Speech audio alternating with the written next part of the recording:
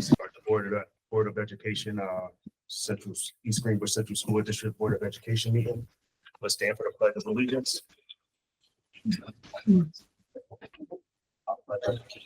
the flag of the United States of America and to the republic which stands one nation under God, indivisible, with liberty and justice for all.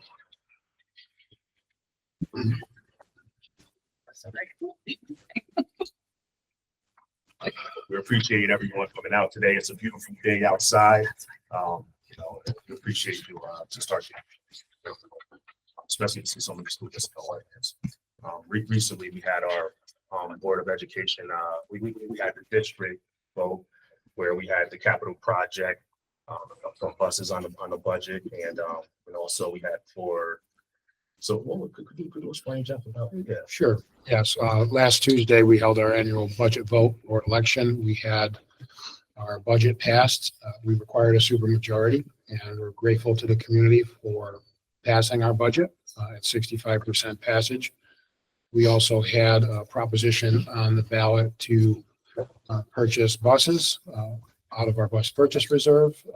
There were 8, as I recall, traditional fuel buses, and then we had a separate proposition for the purchase of EV buses, 2 EV buses, which also passed.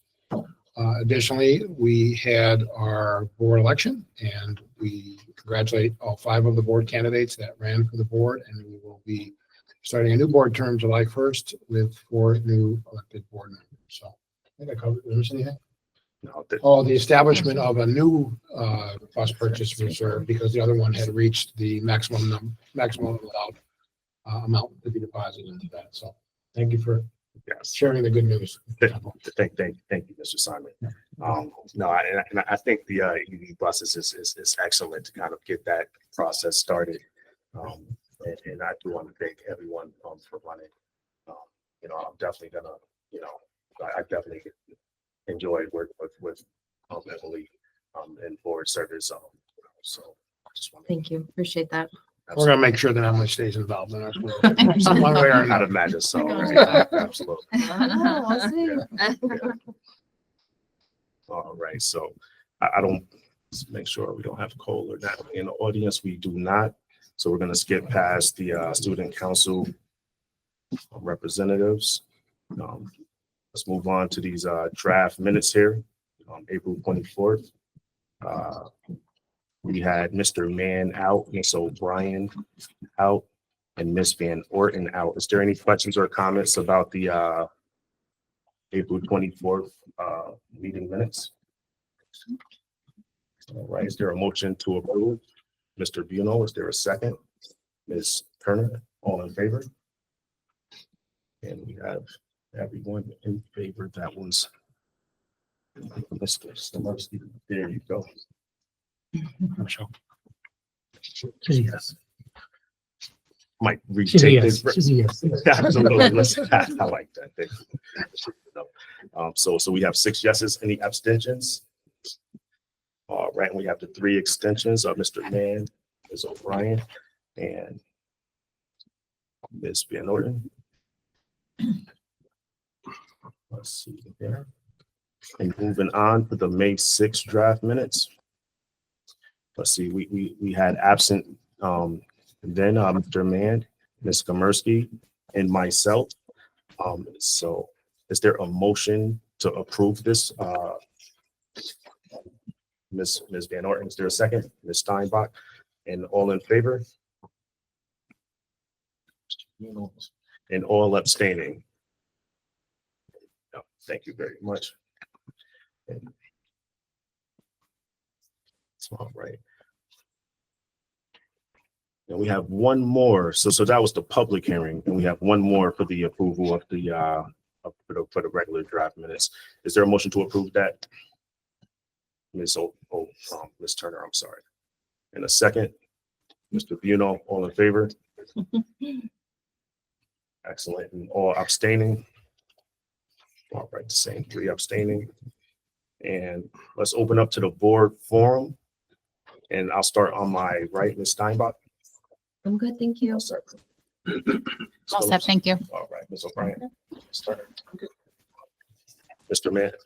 What's that, Mr. Bennett? No, I just want to echo what Mr. Simons and Jesse said about board budget. Your support was tremendous. I know it was a little bit of a heavy lift for people. But I appreciate all the work that went into the budget, as well again, Mr. Simons, the team at the Central Admin, the teachers and support staff were a big part of that. And I want to thank the community for the support. Without you, we don't exist as a district. And I think that was a strong show of support. We'll be very conscious as a board of the future and how we handle the resources that you entrusted us. And I really look forward to next year. So thank you very much. Thank you. Ms. Komarski. All set. Ms. Bennett. All set. All set. All right, let's open this up to the public forum. I'm afraid to read it this time after our meeting the candidates. Residents, Done, Jesse. say it again. Gotta be done. Absolutely. Residents, students, employees, and business representatives of the East Greenbush Central School District may address the board on matters concerning programs and/or operations of the district, other than matters involving personnel. Members of the board do not directly respond to citizen concerns during a public forum. If a response is appropriate, either the president or superintendent will contact the individual in the near future. Those persons wishing to address the board will be recognized by the chair of the meeting and should state for the record their name and address or affiliation with the district or business. While the board does not wish to infringe upon free speech protections, it must be stressed that the visitor forum is not deemed to be an open forum.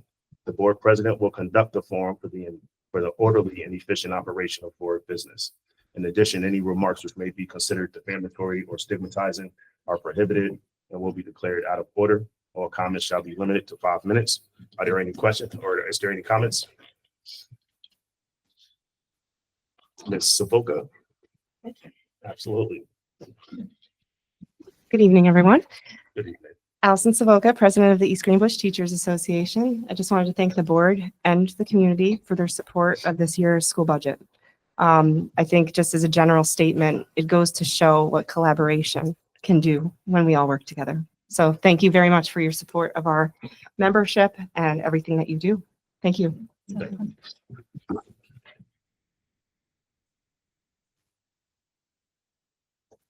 Any other comments? All right. I'm moving on to the NICEBA recognition of Board of Education members, Board Excellent Award presented by Superintendent Jeff Simons. Yes, good evening, everybody, and welcome to our board meeting. It is nice to see so many people here. Serving on the school board, a board of education in a local community is a lot of responsibility, and it involves a lot of time, more than just 2 board meetings a month. There are meetings that occur during the day. There are committee meetings. There are also opportunities to learn how to serve as a board member through professional development in the New York State School Boards Association. And we have an excellent school board. And we have members that are committed beyond just coming to the meetings and voting and talking about issues. They go to the New York State School Boards Association professional development opportunities. And we have 4 board members tonight being recognized by the New York State School Boards Association for all that they do outside of their commitment to the district to become better board members. And my first recognition is for our board president, Jesse Temple, who's receiving 2 certificates from the New York State School Boards Association. The first for accumulating 150 points for ongoing professional development and learning and accepting additional leadership roles. So congratulations to Mr. Temple. Thank you for your service. I think there's a second one there that Mr. Temple also received one for 75 points. So 225 points. That's pretty phenomenal. Mr. Temple is also serving on some advisory committees of the New York State School Boards Association. And I appreciate all that you do. Congratulations. Our board vice president, Emily Steinbeck, is being recognized by the New York State School Boards Association for also participating in the professional development program that also contributes to additional leadership roles. 150 points, Emily Steinbeck being recognized by the New York State School Boards Association. Congratulations, Emily.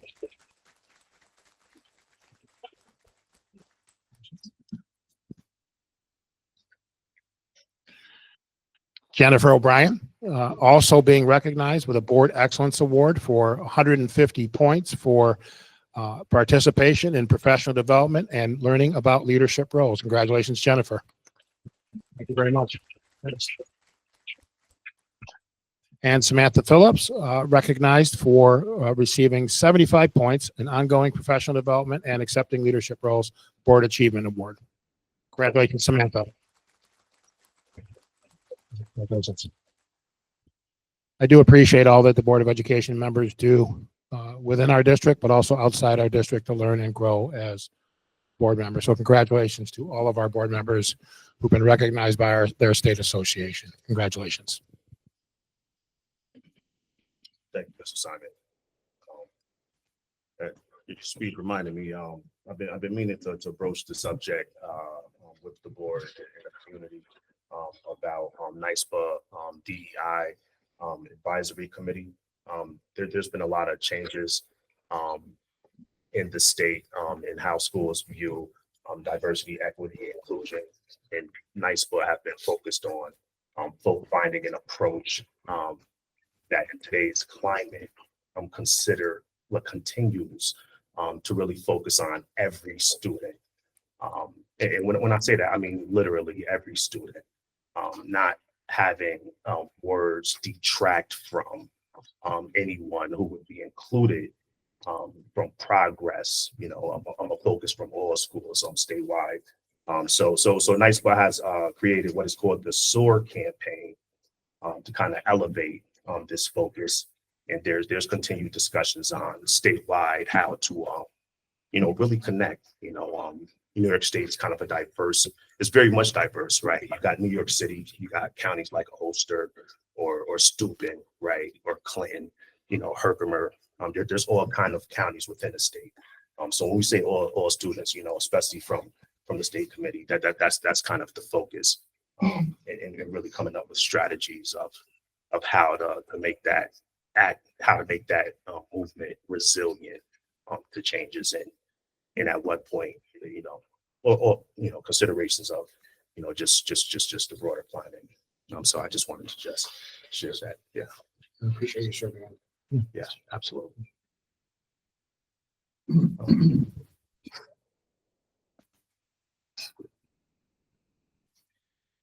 So moving on to recognition of students. Excellent. Questar 3 National Technician Technical Honor Society inductees presented by myself and Questar 3 board member Mark Mann. Mr. Mann, excellent. All right. Invite Mr. Mann to make a few comments. Yes. So thank you, Superintendent Simons, and welcome our district superintendent Gladys Cruz from Questar 3, strong supporter of our CTE program. And I'm very fortunate to be on our board here as well as being on the Questar 3 board. And when I heard about the students in East Greenbush, the number of students in East Greenbush that achieved this high honor, I reached out to our superintendent and said, let's invite him to our board meeting so we can recognize him, because this is such an honor. There was 99 total students from the Robert H. Gibson Technical School. I apologize if I'm slurring my speech. Half of my face is still numb. Going to the dentist today. That are being inducted into the 2025 National Technical Honor Society. And in order to achieve that, they have to have a 90% or higher average in the CTE program for quarters 1, 2, and 3, 5 or less unexcused absences, and have to have an 85 or higher average here at their home school district. And out of the 99 students overall, 22 of them are from our district here in East Greenbush. So congratulations. This is a phenomenal achievement. Everybody should be proud of themselves. Family, friends, this is great. This is awesome. And I'm glad that I'm able to represent not only Questar on this, but also East Greenbush. So without, I think we have some certificates. So we're going to ask Mr. Mann and Mr. Temple to be up front, and Jean is going to help us because we invited everybody, but everybody has commitments during the spring. So those who did come, we're going to read everybody's name. And when you hear your name, you can come up for the certificate. So there are probably many more. And we'll also need Dr. Cruz up here. Yes. Thank you very much. Thank you. So I will read the names, and when you hear your name, if your name is called, come up and receive your certificate of recognition. Alio Raphael. Congratulations. She's being honored for automotive services too.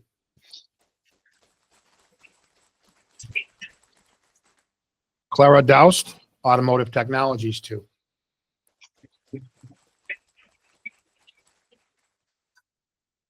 Kylie Cronkite, criminal justice too. Gio Owens, gaming and multimedia too. John Buchanan, CTE HEOM 2. And the equipment. Heavy equipment and operation maintenance.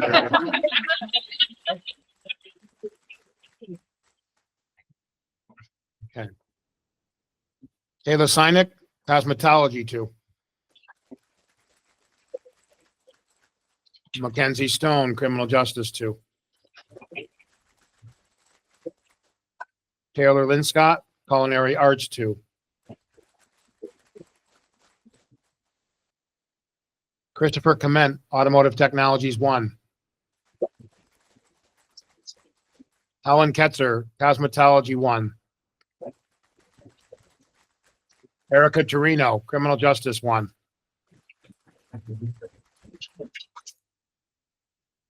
Samuel Ulmer, criminal justice 1.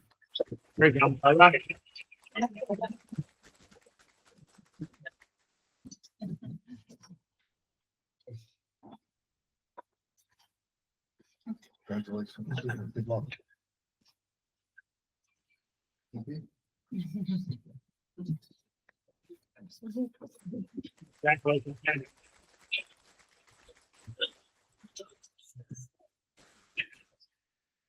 Ryan Garrison, culinary arts 1. Trevor Garrison, gaming and multimedia 1. Megan Irwin, gaming and multimedia 1.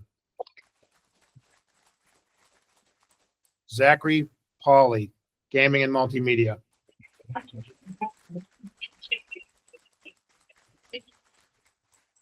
Congratulations.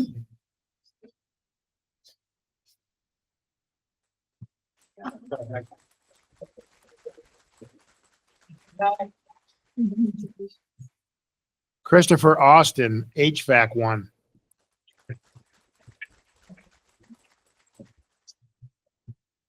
Evan Davis, HVAC 1.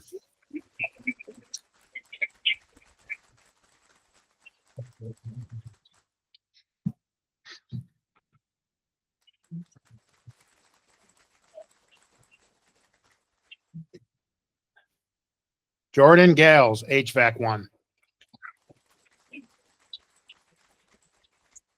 Charles Smith, HVAC 1.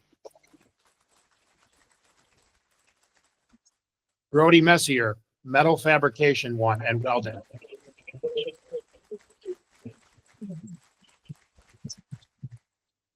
Congratulations. Thank you.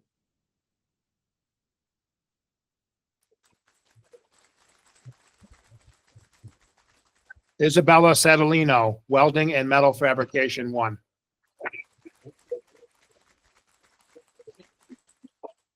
Again, we want to congratulate all of our Quest R3 students who were inducted into the National Technical Honor Society. We want to thank Dr. Cruz for the fabulous career and technical education program that we offer, and we want to thank Mark Van for continuing to serve on the Quest R3 board. Congratulations to all of you.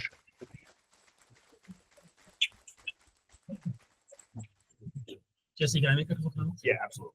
So I remember when I first ran for the board and Mark was already on the board, one of our goals, and I'm a Quest retiree as well, was to increase participation in the career and technical education for our students and the opportunities that it offers them outside of the traditional going to college education, college bound. And we have done that. I think we're one of the highest participating districts in the region right now from very low participation. It just speaks to the commitment of the parents, the families, and the district to provide these good opportunities for students. So after they graduate, they have that opportunity for a good paying job in trade. So thank you for the community and thank you, Mark, for your participation in that. Thank you.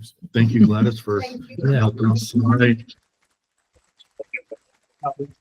Those students that were recognized, Dr. Cruz, you do not need to stay for the remainder of the meeting. You are excused, so you're welcome to stay, but you don't need to stay.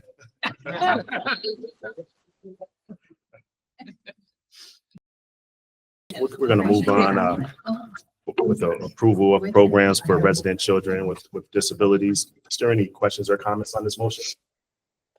Nothing? Is there a motion to approve? Ms. Komersky, a second. Ms. Phillips, all in favor? Everyone in favor, motion passes. And we have the resolution to approve the voting results. Is there any questions or comments?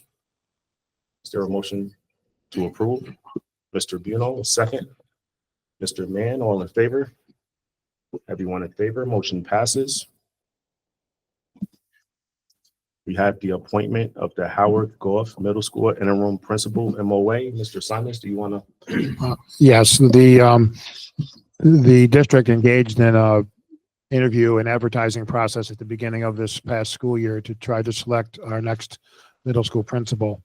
That process did not yield the selection of a candidate.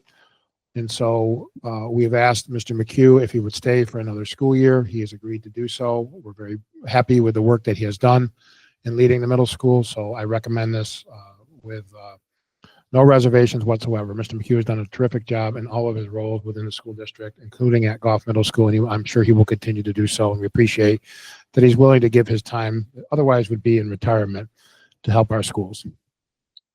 Yeah, I just want to echo that. I think that Jim's done a great job. He used to do very well by the district. I want to thank the Administrators Association for working with the district of continuing that process as we continue the search and have Dr. Coates fill that position on a timely basis. But again, appreciate all the work working together for that. Thank you. Is there a motion? Is there a motion to approve? Ms. Turner, is there a second? Ms. Van Orton, all in favor? Everyone's in favor, motion passes.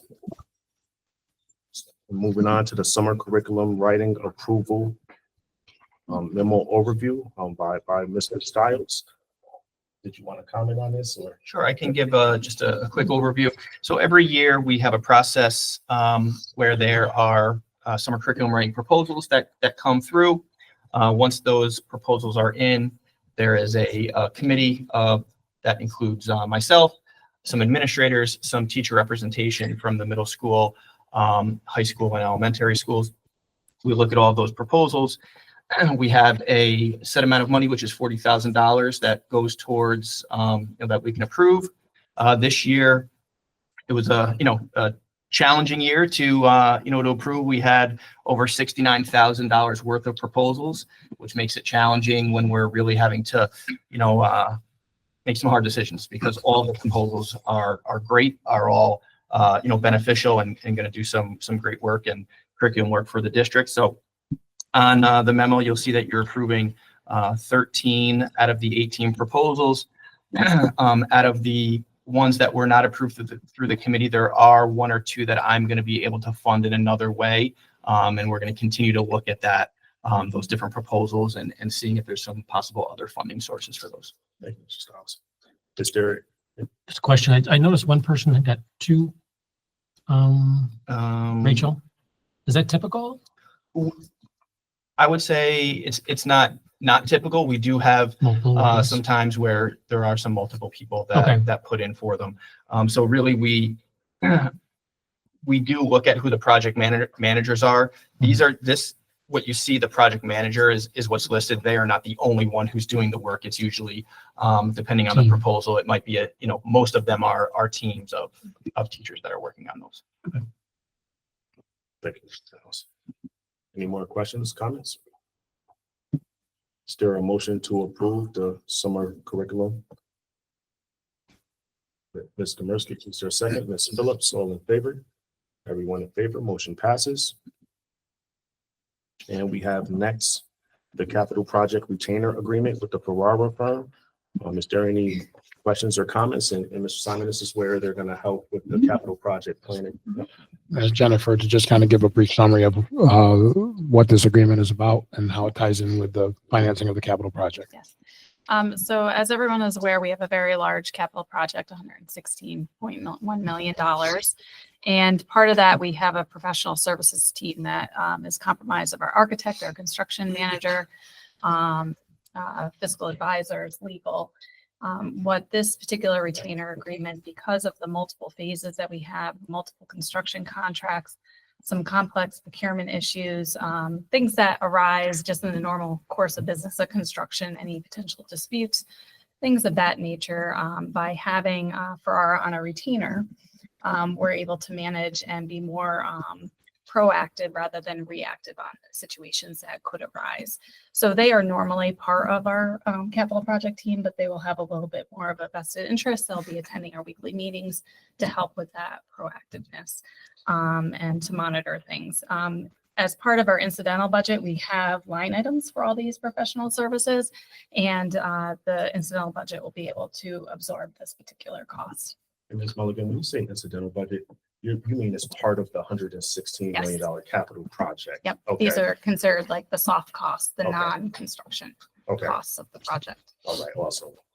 Yeah, I just think that it's good for the community to know that, having been here a while in past projects, we've had some issues in the past that the board has had to engage council with, that having the Ferrara, who's our board attorneys as well, to do this kind of work for us is important, so we can keep pace with what's happening and they can stay on top of it, because we don't want to be dealing with some situations we have in the past and it's very lengthy. And if we can do things on the front end, it's well worth the investment to do that, because it does seem like a lot of money, but it's going to be worth it.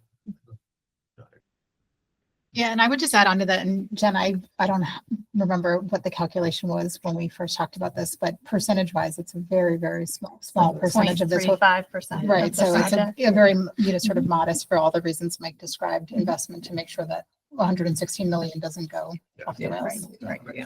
And I think part of it is when we awarded the contracts to the architects, Labella and the CM Turner, we knew we were getting well-known firms and they have done work with Ferrara and things like that in the past. So the group knows each other pretty well in the contractor. So hopefully that we don't need them, but it's insurance, right? Yeah, absolutely. On hand. No, thank you very much. Is there a motion to approve this contract? Mr. Mann, is there a second? Mr. Buno, all in favor? Everyone in favor, motion passes. This is the Miller Road Solar and Miller Road Solar West LLC Director of Ms. Mulligan. Yes. So earlier this year, actually, it was probably still winter, maybe February-ish. We had a couple of solar agreements come through, and I had mentioned that a couple of them were already on their way, with Brunswick County taking the lead on some of them. These are the last two remaining projects. So there are two solar projects that are going to be constructed off Miller Road in East Greenbush, and under the real property tax law, section 487, we're able to negotiate a pilot agreement to increase the tax revenue related to this project. So there's actually two projects on a larger parcel. They're each 5 megawatt solar farms.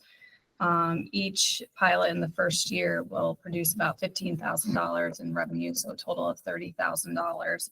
Over the 15-year life of the two projects, it'll be just over $500,000 in pilot revenue.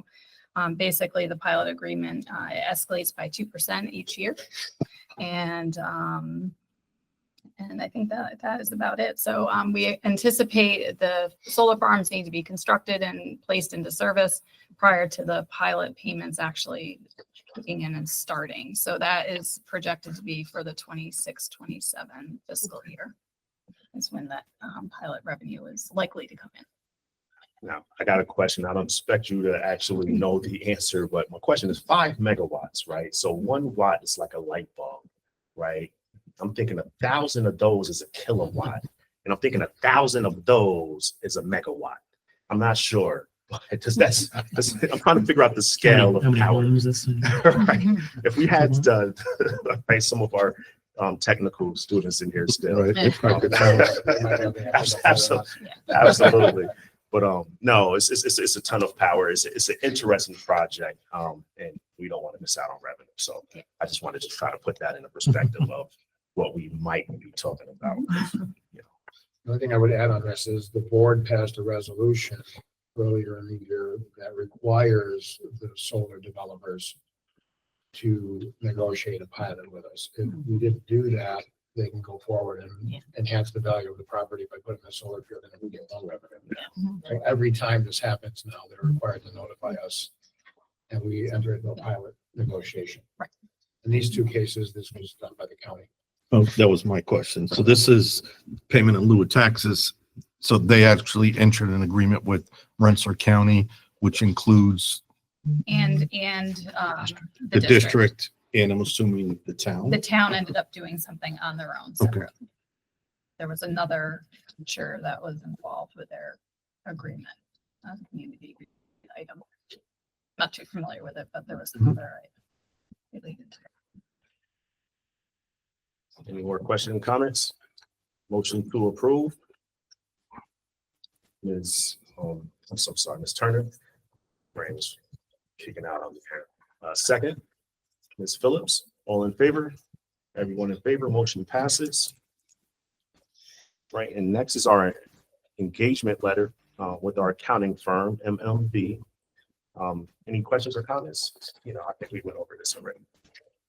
This is our new audit firm. Okay. We went through the RFP process earlier this year and the the proposal was awarded to MMB. So this is a new independent audit firm that we are engaging with this year. So this is to kick off the year with an actual agreement for their services.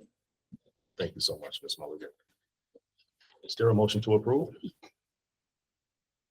Mr. Buno, is there a second? Ms. Kaversky, all in favor? Everyone in favor, motion passes. And moving on to the EGTA Retirement Incentive MOA, Mr. Sons.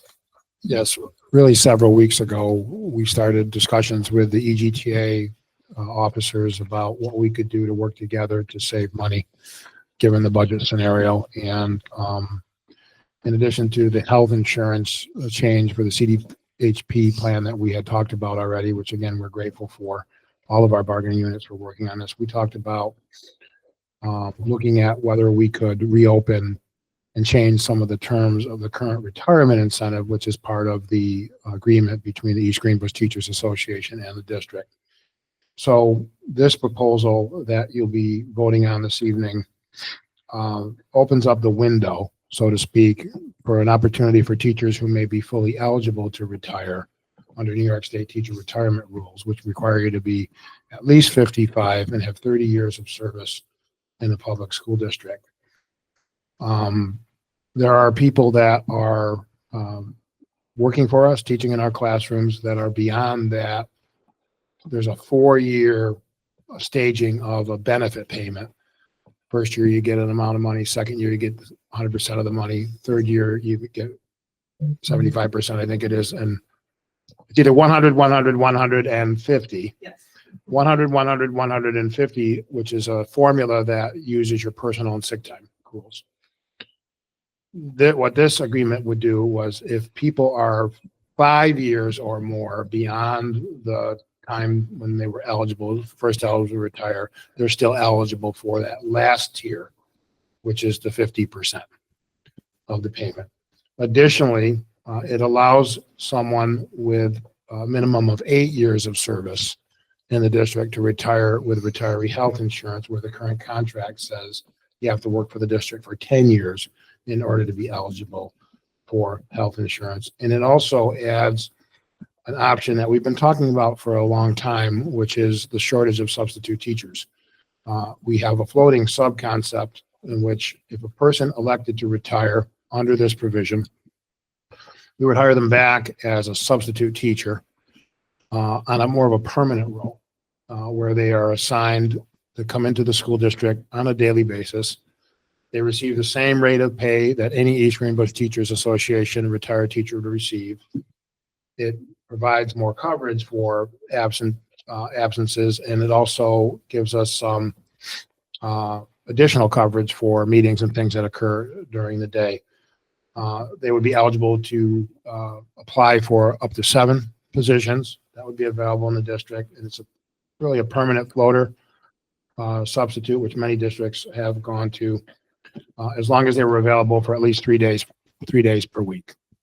So we think it may be a situation where a few teachers may be interested in doing this. In order to receive the incentive, we have to get at least 6, and that was a term and condition that I proposed, and the EGTA agreed to that. The reasons for 6 are when we have individuals retire and we have to replace them, we're paying for the health insurance for the new employer, paying for the health insurance for the retiree. We don't really save a lot of money, but if we get at least a minimum of 6 or more, it is a pretty good savings. We call it breakage. So we're hoping that the board will support this. We'll be communicating from the district to all the members tomorrow that this incentive is available for anybody who might be interested in considering it. And they have till June 30th to let us know. Why not save some dollars, right? We never like losing our I was gonna say. teachers, though, but at the same time. Let's well, we don't want to. Yeah, right. It's kind of a catch-22. We want to get your good teachers in the classroom, but at the same time, the budget scenario, Absolutely. we want to Yeah. It's a give them an delicate opportunity dance. and incentivize their retirement. Absolutely. If they should choose to do so. Yes. All right. Is there a motion to approve? I have a question. Excellent. Thanks.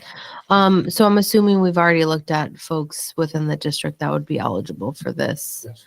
And I know that we already have retirements on deck, right, for next year, and we're not filling those positions, correct?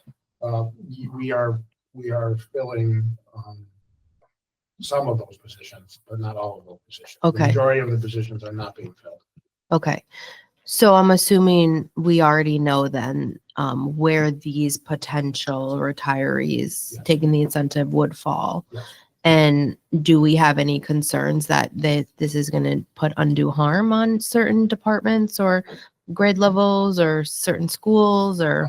Our intent with all of these additional would be to fill those positions unless enrollment dropped in a particular course. So, for example, we have folks that are eligible in multiple certification areas. We would not be cutting those positions. We'd be filling them with someone at the lower end of the scale. That's why we needed the 6. Okay, So our we're intent not to replace saying them. we're not potentially not refilling these. We are refilling these, but we're projecting the cost savings because the pay is at the base and not at the top of the scale. Okay. Okay. We use step 12, which is the highest authority Sure, that we have to yeah. hire somebody at. hmm And when you compare that to somebody going out, who maybe off step Mhm. at the end Yeah. of the scale. So There's that's a why you savings need there. 6 to make it. Right. Make It's it a little bit of worthwhile. money for each person that we save. Okay. So Just under 13,000. About under $13,000. oh, per person. Yeah. Okay. So then let's just say hypothetical, if you have, a first grade in a building and you have 3 teachers, right? And one of them takes this incentive, we're going to be backfilling that the teacher. Yes, unless that section has already been reduced by the ones that have already retired. The one initial, remember, we're going down 5. Sure.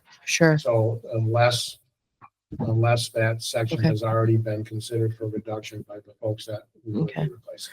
I just want folks to be mindful, right, that this is maybe not this, but the whole concept of this is going to stir when you decide classroom sizes and will not no longer be here, but you will get the slew of the emails and concerns from parents regarding classroom sizes. And so I would just ask that we keep that in mind moving forward and make sure that it's equitable as we can across all the different buildings, particularly the elementary schools. I think We have some Should be options that mindful. we've already reviewed with the principals. We're still looking to see how that would be impacting the grade levels, and we've had some meetings over the last couple of weeks. So we're going from 95 to 90 K through 5 classes. Yep. And we've identified through discussions with principals, the enrollments in each of those grades, the particular needs of the students in those particular classes, and try to make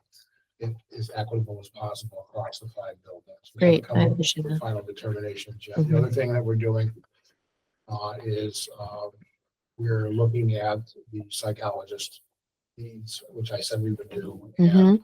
probably going to recommend to the board Remember, we have 2 psychologists Yes. reductions, but we may recommend a 0.7 hire of a psychologist to cover some needs. Is that correct? 0.6. 0.6, excuse me. And we're still looking at some other areas. So Okay. Great. we're in the middle of that process right now and probably be completed, at least for now, by June 1st, which is our notification deadline for the teachers. And then by the summer, you know, if enrollment changes and shifts, then we will make changes accordingly. And Jeff, I'm sorry to interrupt. I didn't mean that. But for the other unions, are we having similar conversations? Regarding a retirement Yeah, incentive, yeah, we have sorry, not had yes. other conversations with other unions regarding that. With some of the non-instructional positions, there really isn't. We've reduced where we think we can in the original budget. There really is not a lot of savings in the replacement of, for example, if a clerical employee or a teaching assistant, there isn't as much of a range in the pay scale to really make the money that you lay out for the incentive worth the savings. Got So it doesn't necessarily, generally only works with teachers and administrators. Okay. All right. Any more questions or comments? Is there a motion to approve? Ms. Turner, is there a second? Ms. Van Orton, all in favor? Everyone in favor, motion passes. Next on the agenda is discussion items on the capital project with Mr. Simons.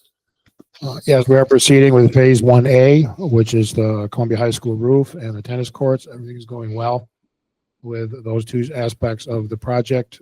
We also are not yet in receipt of a determination from the Army Corps of Engineers regarding the fields behind golf have been approved by the State Education Department. We're waiting for the Army Corps of Engineers. We were told through the Army Corps of Engineers that we should receive some notice this week, and we haven't received it yet to my knowledge, but I wasn't at the meeting this afternoon. No, we have not. We're doing additional reach outs. Right. So we did get some help in contacting the Army Corps of Engineers, but we're still waiting for a response. There's also a lot of work going on in the design phases of the other aspects of the project. We're going to be planning a steering committee meeting, I think, coming up June-ish. mid-June. There have been multiple designs shared with staff and collecting shared input for the main office suites at Goff Middle School, for the redesign of the locker room and the fitness rooms off of the gymnasium. There's been input from all of the buildings regarding access to space. I think Red Mill will be the first one at the elementary school level to really begin the process of the air conditioning and the library. So a lot of work happening in all of the 5 phases simultaneously that we want to share at that meeting. And also, just to bring to your attention, Turner Construction traditionally does a progress report for boards of education at our last meeting, June 25th. I think they're planning to do that to give you an update on what they have accomplished so far as part of our $116 million project. Yes. Anything more on that one? Not on that meeting, but just a follow up from our last meeting. We talked about the first borrowing for the capital project, and that bond anticipation note sale of $10.1 million happened on May 8th. And we had 6 proposals that came in, and we ended up achieving a very nice interest rate, about a net interest rate of 3.1%, which with some of the turbulence in the economy, the borrowing rates over the last 8 weeks prior to that had been higher. So timing was right, and we got a very good interest rate for that. So we closed on that sale last week. This is the capital project. What's the Army Corps' involvement in the golf fields? They have to agree with, they have to make a determination that our architect LaBella determination is correct, that the proposed location and design of the fields is not impacting wetlands. So that they submit on behalf of the district their review, and then I think it's called limited jurisdiction or something like that.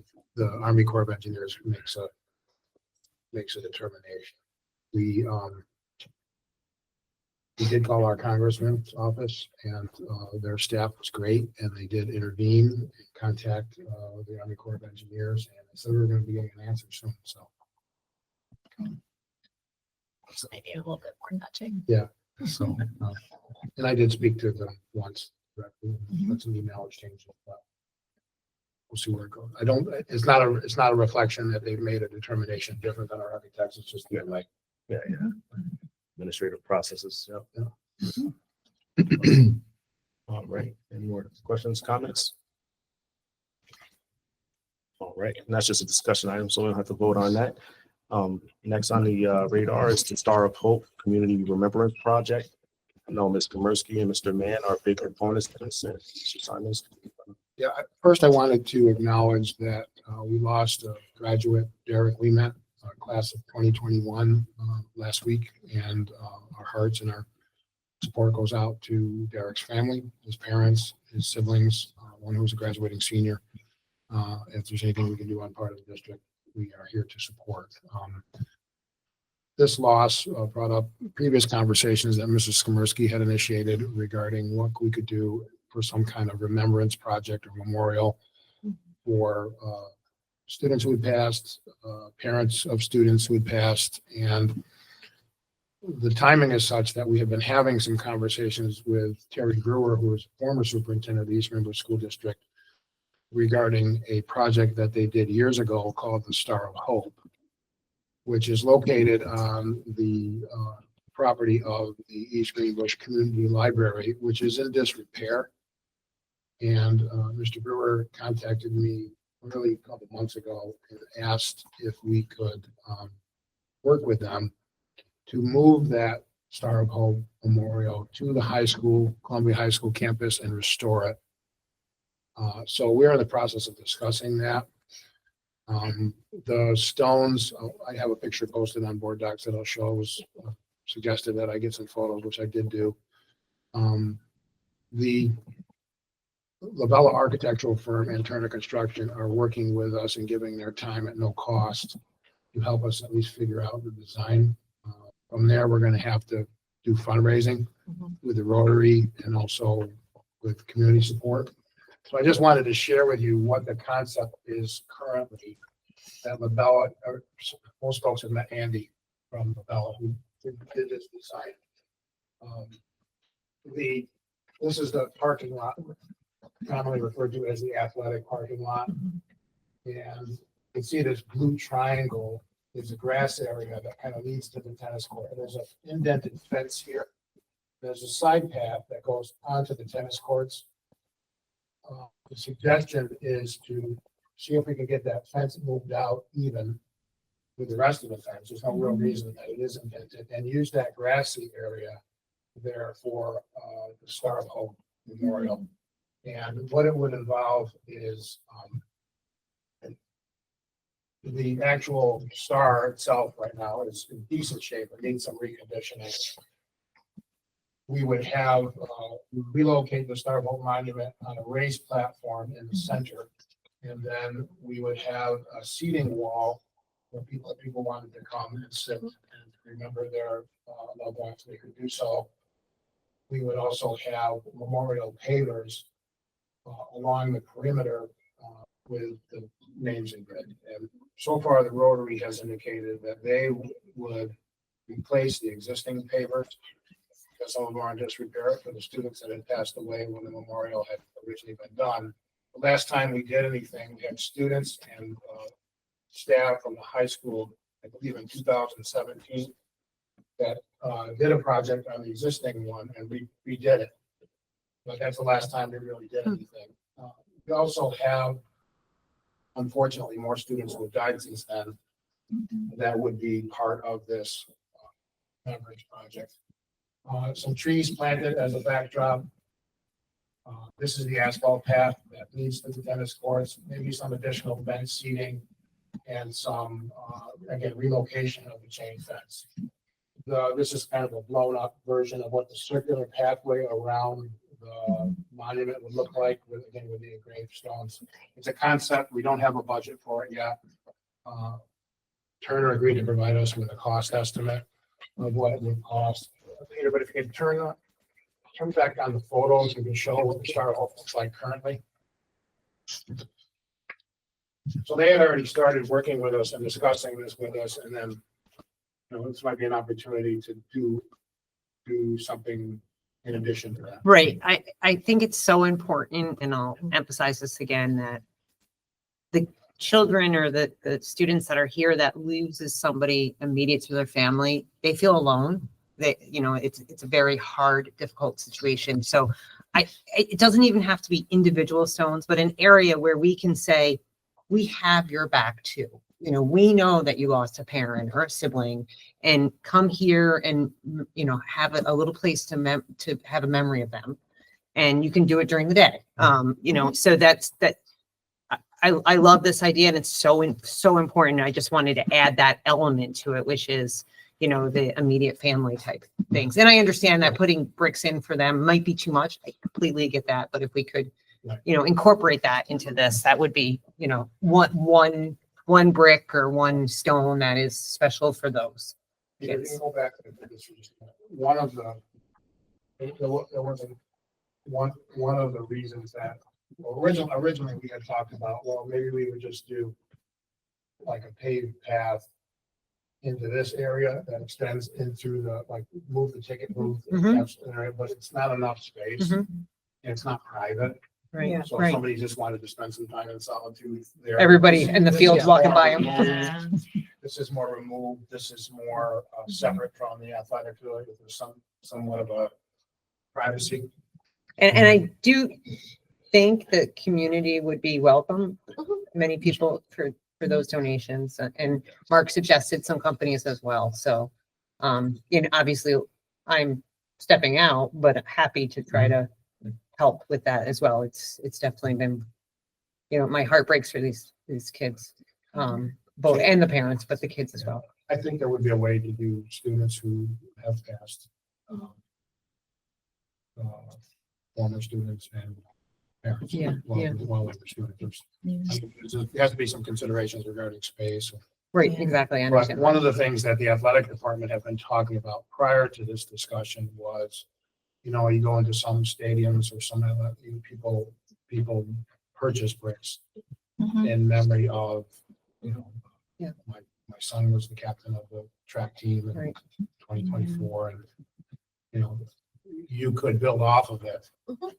And, really this sidewalk could become some of it as well. Yeah. You know what I mean? In Right. that area. Love the idea.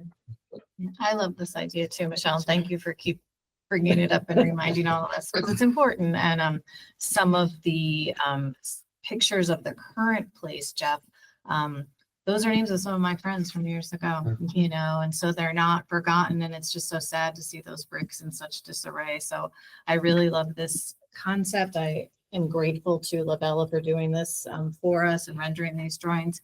And I do think that there would be an interest if some kind of brick purchase could be used as a fundraiser. I think when someone passes, people often want to be able to do something. And that could certainly be a possibility. And it's especially in their local hometown, Yeah, it's. So, and then, to move off of that a little, maybe have some type of annual event that we honor, Yeah, it's um, nice. Yeah. sadly, people that have passed through the last year. Yeah. So I haven't been around when this was created, and the a big driving force behind this that made it happen was John Sawchuk. Mm. And he and I worked very closely on this with Terry Brewer, with the Rotary. The reason it went up to the library is there was some people on Rotary that were on the library board of directors. They offered the space. And then every senior class maintained it best they could with no budget. So I bringing it didn't back, know that. So our students will help to maintain it in the library? yeah, That's like awesome. the seniors would go up there and take care. John, when he was principal, always made sure he brought a group of students up there. So I'm very glad to see that, you know, we're bringing it back onto district property. Maybe a brick with Mr. Sawchuk's name on it Oh, absolutely. would be, That sounds would be, appropriate. appropriate. And, you know, some of the bricks up there, you know, hopefully some of them can be saved that are not in too bad of a shape, but, it's great that we're, you know, finally, getting it back over here where it belongs, so. I think it's a good space for it too. And I love the idea if the students can, you know, contribute to, you know, like, I don't know, engraving or whatever, you know, whatever. They would can go be, up and that's pull cool. weeds, plant flowers. Right. John would always get For a the future, donation yes. Yeah. from one of the local gardeners would give us flowers every year, and John would bring a group of students up there, different clubs or different organizations, and they would go up there and pull the weeds and plant the flowers and wash the stone and stuff like that. So pretty much everything up there was got from either at no cost or minimal cost through donations. Rotary Club was a huge, you know, provider of funds for that. Like you said, Terry Brewer, our superintendent, Rotary Club member, was, you know, big supporter of it as well. So, you know, it's great to see it come back and come on district property. I know John would be very pleased. And he said, I'm also getting off, but I would also, you know, be willing to volunteer and help with that. So our next step is to wait to see what we think it's gonna cost and talk about fundraising. And the other thing that there was different rendering, but before we like this one the best, it was more within the spirit of what they originally done. This is approximately so 16 feet in diameter. The larger one that was 24, I thought was a little too much, so around 16 feet. So we'll keep working on that. I think we have a follow-up meeting as soon as we get the quote. The other thing, Turner, James Thomas, who's a resident of the community, offered to explore some of his connections in the construction field for Oh, that's some awesome. more labor and help as inexpensively, if not too free as possible. It's a very sad thing that we have to have Yeah. it, but we appreciate all the work Yeah. into doing Something it. you don't want to grow, but we're glad we have the space. And James, he won't come through. We'll keep making progress on it and sharing.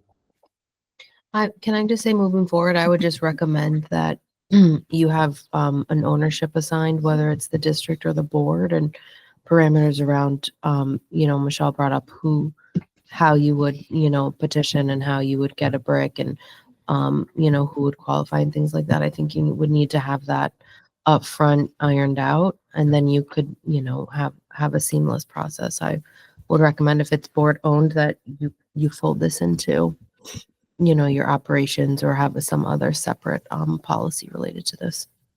There's a current, that's a great point, Emily. There's a current policy regarding memorials where if people want to put a tribute plaque, for example, we could build on that and have, you really need a policy to guide the process. I think so. Who, Yeah. you know, petitions the board or Yeah. the district to And the be care, included yeah. in the honorary Mhm. so that it can be managed. And the, you know, the inclusion of the family, you know, asking permission, Right. who's going to do that, things like that. I think you need to be mindful of moving forward. Thank you, everyone. Next, we have committee reports with Assistant Superintendent Roy Style. Thank you. So we had a CCS committee meeting on May 7th. I'll just give some, just an overview. Both of the program reviews, physical education and health, the committee endorsed their program goals and then the program review as a whole. So those are complete. Going to be working with Mr. Hosley and Mr. Jones to set up a time for them to come in and present to the board. We have been, I know our June meetings are pretty busy, so that will probably happen, you know, early in the fall, you know, for those program reviews.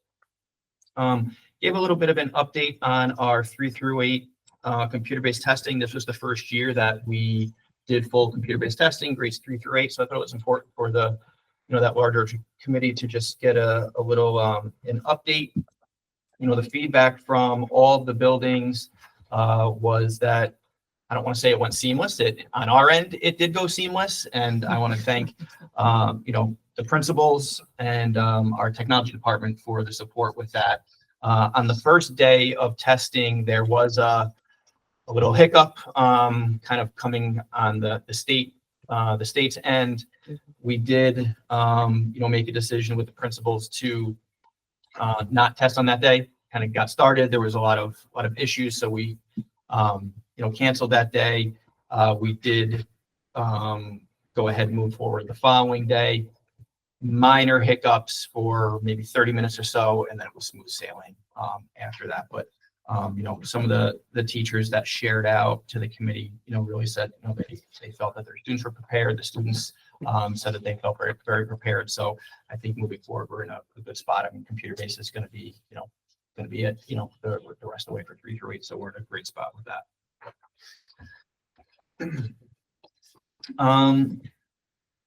I then gave an update seeking endorsement for 2 literacy programs through CCS.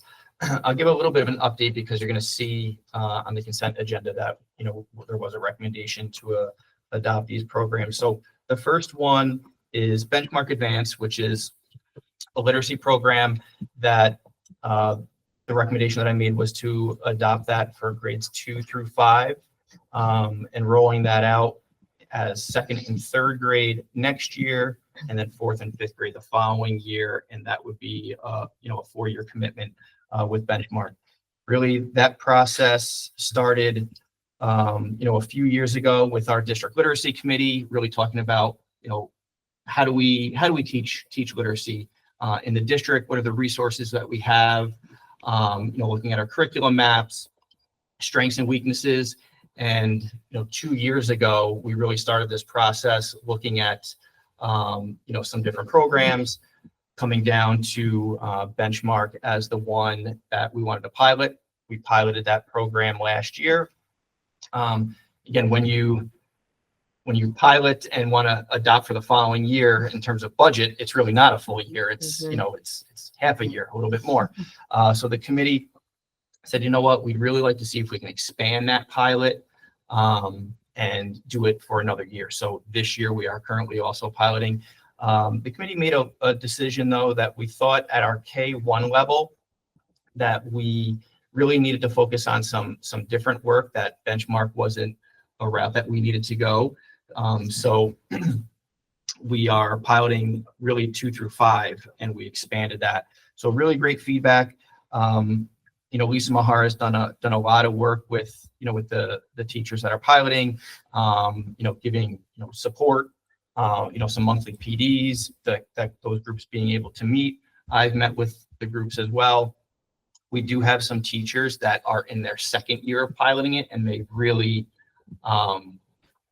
seen gains. Some of the teachers are saying, they're seeing their students doing things in January that they weren't seeing at the end of the year. So we really feel like it's going to be a great addition, to our ELA program. And it really is, it supports the New York State Literacy Initiative as well, aligned to the science of reading. And we feel really, really comfortable with the program. We sent a group of teachers on one of the professional development days to a school in Connecticut that has been using Benchmark for a few years. And then there are a few of the Questar component districts that are also either have adopted this program Benchmark or are in the process like we are. And on the regional PD day, the schools and teachers were able to get together and really talk about that. So we feel very comfortable making that recommendation, and the committee did endorse that. And then UFly Foundations is something that we made the purchase a few years ago. It's a minimal cost. It's just one-time purchase of teacher manuals. So a few years ago, we did make that purchase for our teachers, but we didn't put it into our curriculum. It was one of those as here's a resource that you can utilize in different ways. And through our literacy committee, we really felt strongly that we wanted to make sure we had a a research-based phonics program in kindergarten and first grade. And again, we had some teachers pilot this program along with another, and the teachers really, I don't want to say we're split like in a bad way, but they were very comfortable with either of the programs. And we made the recommendation for youth fly that was also endorsed by the committee.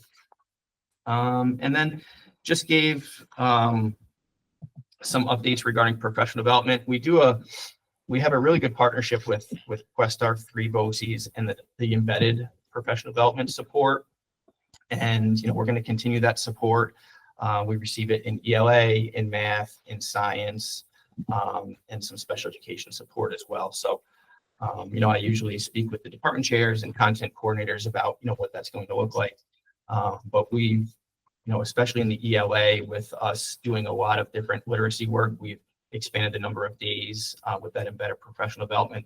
And again, it's the principals have been great, because when you do that embedded work, there's a level of stress on the building when you're, taking teachers out of the classroom for, a morning or an afternoon to get that professional development, in terms of substitutes, and really weighing the pros and cons of, removing teachers from, the classroom, for, like I said, a morning a few times a year.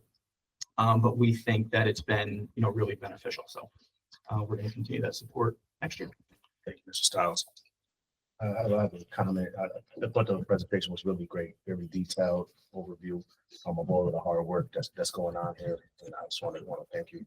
I did want to make a comment too, that education really is hard work, right? Like it really is, and sometimes I think we spend so much time talking to like adults. Like a lot of times, like what I sometimes wonder is like talking about like the ELA computerized testing, for example, right?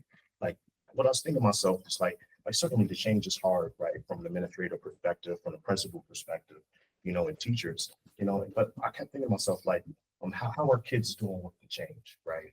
And one of the things that I thought about was like, when I was thinking that, was the importance of our building principals and our teachers, as part of the process, because they're the closest to the children, that when the changes happen, they give us the best lens, right? Into really what our focus is, right? Like educating kids. How is everything impacting them, right? And these processes, they have an impact on everyone, right? It's probably hard to, and I know it's hard to initiate these changes, to communicate it down, and everyone has their individual responsibilities in making these things happen. But I just want to say, just thinking about kids, and sometimes, but that was really just what I wanted to communicate.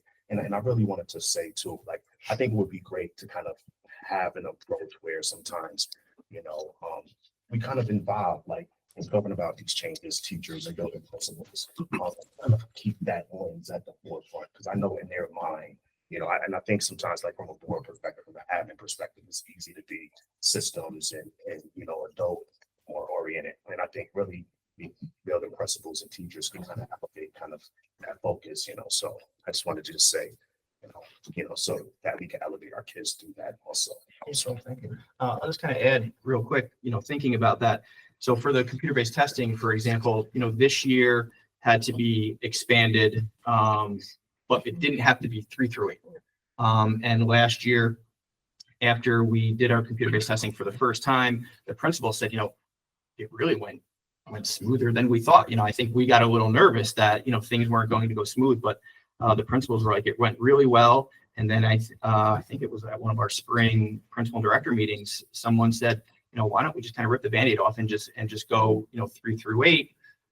Principals went back, talked to their teachers, because like I said, for 3rd grade necessarily, it wasn't required. So they went back, talked to their 3rd grade teachers, and I think they were all on board. And the principals again this year said, things ran, very smooth. Whenever you add technology, there's always that little bit of, can our system support if every student is testing on the same, at the same time.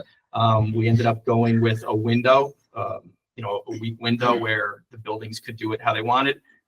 They all ended up picking the same days, just ironically it did. Mr. Goodwin said our system had no problem, with that. We have the one-to-one devices, and again, I think we, I haven't received any, negative feedback, to be honest with you. And the only reason why I mentioned it, because like when the computer-based testing started, my daughters would always come to me. I have made this speak in a typing program on my computer. And every time I was in the middle of work, Dad, can I get your computer and practice my typing? I ended up having to go buy everyone laptops. Just to accommodate. I mean, I'm still not done actually, but so, but no, so that's really what brought it to my mind is, you know, because I know my kids was thinking about it, and I know it's hard for kids, right? And then we have all of the adults managing it and just thinking about all of the different variety of children we have in our district and what that's like. And I'm, you know, and everybody still, you know, it's work, it's life, you know, the adults in between, you know, so much going on. So sometimes I think it's easy to miss all of these changes that occur, just how big of a deal they are on the ground level, you know, and I just think kind of keeping that at the front of our mind, you know, is very important. I think that's a great perspective, Jesse, because I think of our students who need accommodations and special needs students and all the different things we learned in that process. And hopefully we can share that with other districts, the state, whoever is collecting the data on how these processes are being rolled out, to learn from the experience and share that experience with other staff and other districts about what we learned and how if their rollout didn't go so well, you know, that kind of thing. So I think though, you know, we're a little bit more hesitant. Kids are much more technically savvy than we are in some aspects. So, you know, device my guess is they went sometimes smoother than the adult in the room for it. So just saying, you know, as long as they didn't stick any metal things in the. and they're used to it. You know, they started being adapted to that because of COVID. You know, So We had one. it was a fire in Colorado. I think so. And the Regents exams haven't changed, they're still paper-based, but AP exams did go computer-based as well. So we actually had a little discussion around that. There really hasn't been any talk of Regents exams going computer-based, which is a little ironic. Our younger kids are going computer-based, whatever. They're gonna get rid of them pretty soon, right? Yeah, it's gonna be obsolete. Excellent. Thank you so much. I don't know if you're planning to move on. There is a note in there in the good of the order about Columbia's Operation Graduation meeting with Jake Ashby, Congressman Jake Ashby, and I'm wondering, it says concerning schooling for young mothers. Can you explain what that is about? Yeah, I don't have a lot of detail, but Kay Peppers just gave a quick kind of shout out that our Operation Graduation students went and met with Congressman Ashby. Some discussion around the challenges of young mothers have to complete their high school education.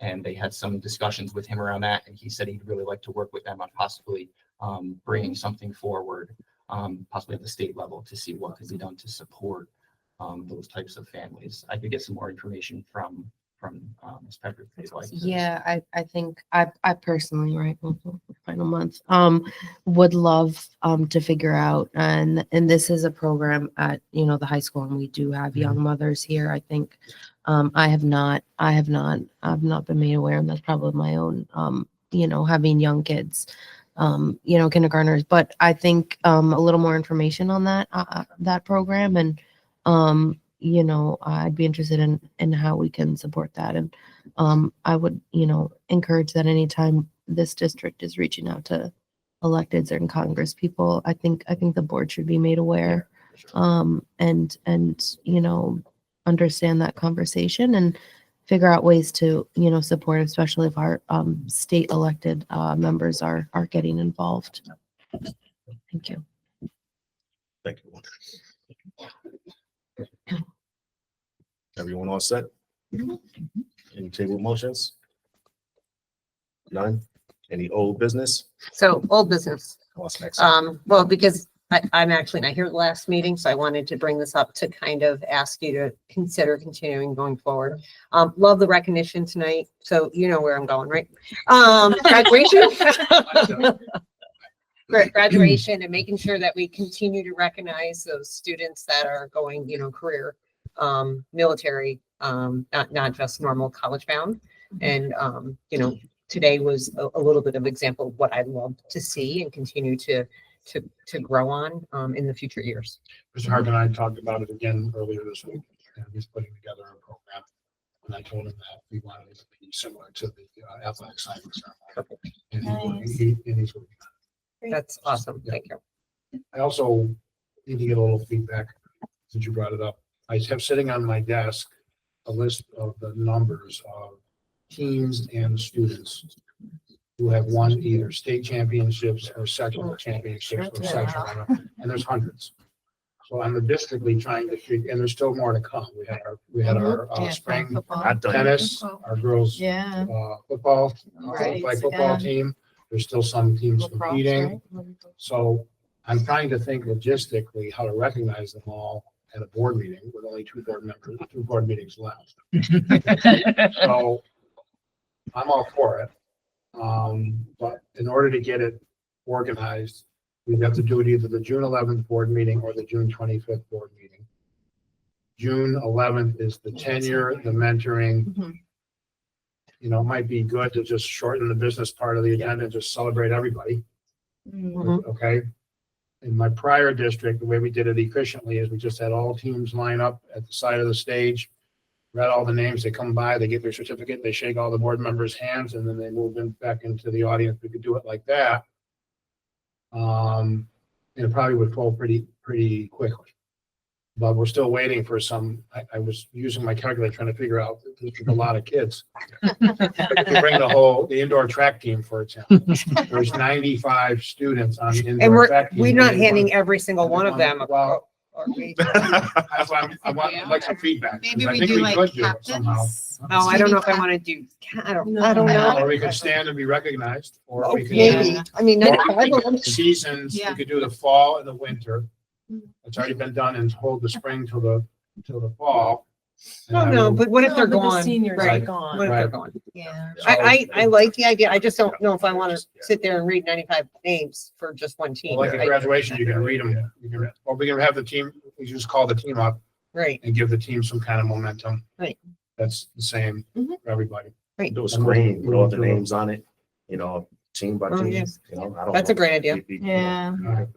And I guess if somebody like won a special thing of Yeah, their own, that's totally Right. different. So we're working on it, maybe June 11th. Yeah. Okay. Okay, 'cause June 25th is our last meeting, we have Yeah. other things. Mhm. All right, so that was in addition to we sparked that conversation about recognizing the kids that are going into the workforce and in the military. And the town usually recognizes the teams that went to the states, like they did last year. I remember that. So that, probably need to at least notice that or notify people of that if that's the case. I know they did last year when Rachel was. I will contact them. Stephanie, my assistant, and Natalie from the athletic office have been working on it. And this is a little bit different, but I don't know if it went out to everybody or just parents of seniors. But decision day is June 2nd, and they actually included where like your workforce, college or military, That's like great. wherever you're headed, wear it that day. Oh, So, nice. that Yes, thank you. Very good. Any more old business? Once, twice. On to the consent agenda. Any questions or comments? Anything needed to be pulled out? Consent agenda? Nothing? Is there a motion to approve? Ms. O'Brien, a second. Ms. Komersky, all in favor? Everyone in favor, motion passes. Moving on to the addendum. Not sure if we have one. No addendum. Any new business, anyone? Our last public forum, anyone? Mr. Yeah, Wagner. I'm so sorry, Dan.